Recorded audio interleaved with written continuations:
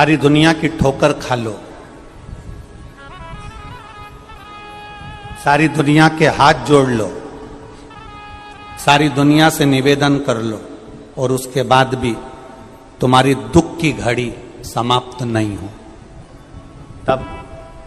प्रयास करना। तुम्हारे घर में कोई गमला हो,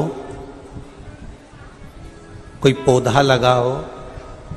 जो भी पौधा लगा हो, हम ये नहीं कहेंगे कि वो गुलाब का है कि गेंदा का है कि शमी का है कि बेलपत्री का है। जो पौधा तुम्हारे घर में लगा हो, जो पौधा, एक प्रयास करना। अभी सावन चालू हुआ है, अगर तुम्हें लगता है कि मेरी दुख का समय समाप्त नहीं हो रहा, मेरी दुख की घड़ी समाप्त नहीं हो रही, तो घर में रहने वाले जितने लोग आस्था चैनल पर कथा सुन रहे हैं, जितने फेसबुक यूट्यूब पर कथा सुन रहे हैं और जितने पुष्कर राज की इस पावन धरा पर बैठकर कथा सुन रहे हैं, उनसे निवेदन करेंगे, श्रावण 2 सावन अब की बार हैं, एक अधिक मास का भी पड़ेगा और एक श्रावण ये पड़ेगा। ये जब 2 श्रावण पड़ते हैं तो इसमें हरि और हर का मिलन होता है, हरि और हर का मिलन, क्योंकि अधिक मास जो है वो भगवान पुरुषोत्तम का है, भगवान विष्णु का,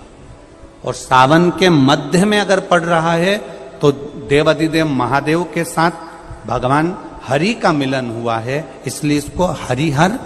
श्रावण कहते हैं। ये 2 महीने के श्रावण में अगर मान लो एक दिन आपका निकल भी गया, 2 दिन आपके छूट भी गए, कोई दिक्कत की बात नहीं है। जो पेड़ तुम्हारे यहां लगा हो, जो पौधा तुम्हारे यहां लगा हो, जो वृक्ष तुम्हारे यहां लगा हो, जो क्यारा तुम्हारे यहां हो, कुंडी तुम्हारे यहां हो, उसी की मिट्टी को, उसी के पेड़ के नीचे, उसी पौधे के नीचे, उस मिट्टी को थोड़ा सा हाथ से उसको उठाकर एक लिंग की आकृति बना लें। उसमें जलाधारी बनाने की जरूरत नहीं, केवल लिंग की आकृति बनाकर उसी की पूजन वहीं कर कर पानी चढ़ाकर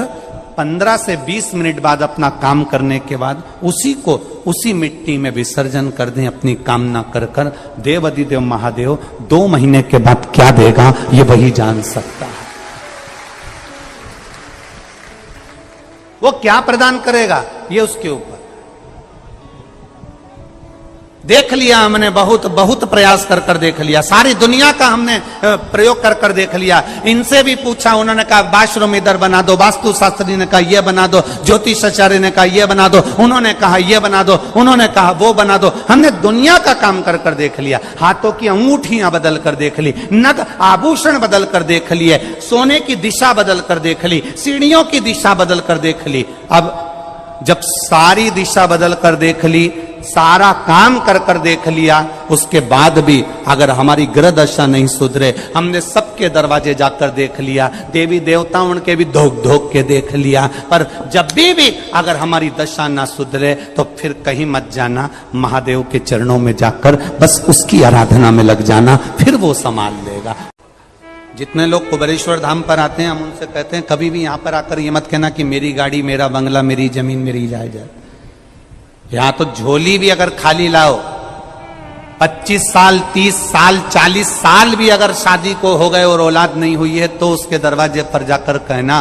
कथा सुनते सुनते उसके 7 दिन की कथा में कंकर शंकर का स्पर्श रोज कर कर अपने गर्भ को लगाते हुए कहना, तेरी कथा सुन रही हूं, मैंने सुना है तू सबकी गोदी भर देता है, मेरी शादी को 30 साल हो गए, झोली तो तू ही भरेगा, मुझे विश्वास है खाली नहीं लौटाएगा, और वो देकर ही भेजता है, देकर। अगर कोई जिंदगी में आने के बाद अगर 1000 अश्वमेघ यज्ञ भी नहीं कर पाता, पृथ्वी पर आने के बाद में अगर मान लो कि हमने 1000 अश्वमेघ यज्ञ नहीं करे,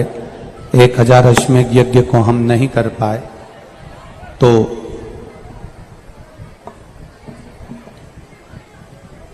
पद्म पुराण कहती है कि प्रयास करना, एक बार पुष्कर राज की भूमि पर आकर ब्रह्मा जी का दर्शन कर कर ब्रह्म सरोवर सुंदर सरोवर में स्नान कर कर भगवान की अविरल भक्ति को धारण करने का प्रयास करना। 1000 अश्वमेध यज्ञ के बराबर पुण्य ये पुष्कर राज की भूमि दे देती है, तीर्थों के गुरु की भूमि दे देती है। वीडियो अच्छा लगा हो तो लाइक एंड सब्सक्राइब करें।